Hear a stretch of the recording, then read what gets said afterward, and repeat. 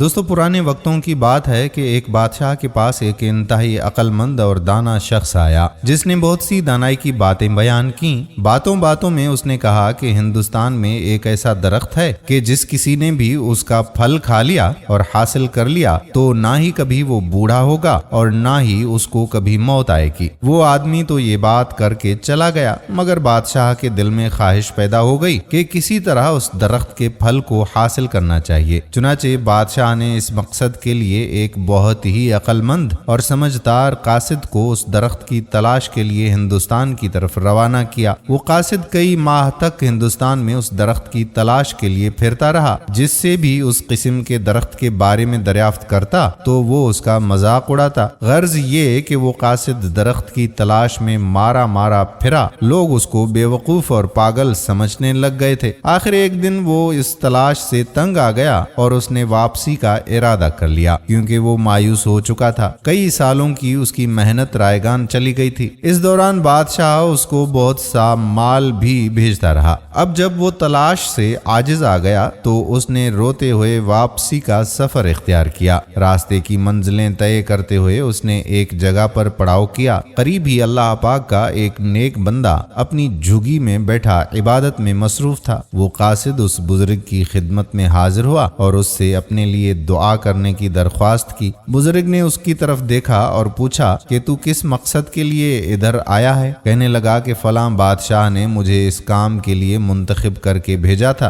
تاکہ میں ہندوستان میں ایک ایسے درخت کی تلاش کروں جس کا پھل آب حیات کا درجہ رکھتا ہے۔ میں نے مدتوں اس درخت کو تلاش کیا ہے مگر مجھے اس کا کوئی نشان نہیں ملا۔ جس سے بھی اس بارے میں پوچھتا ہوں وہ میرا مذاق اڑاتا ہے۔ اب مایوس ہو کر واپسی کا سفر اختیار کیا ہے۔ وہ بزرگ بادشاہ کے قاصد کی بات سن کر ہنسے اور فرمایا، اے بھلے مانس، جس درخت کی تمہیں تلاش ہے وہ تو علم کا درخت ہے جس کا پھل آب حیات کا سرمایہ ہے۔ قاصد نے جب یہ سنا تو اس کی تمام مایوسی راحت میں بدل گئی اور وہ خوشی خوشی بادشاہ کے دربار کی طرف چل پڑا۔ دوستو بے شک علم آب حیات ہے۔ اس علم کو جتنا ہو سکے تو پھیلائیں۔ امید کرتے ہیں کہ ہماری ویڈیو آپ کو ضرور پسند آئی ہوگی اور اپنے دوستوں کے ساتھ شیئر بھی کریں گے۔ آنے والی ویڈیو تک اپنے میزبان قادر بخش کلہوڑو کو اجازت دیجیے۔ اللہ حافظ۔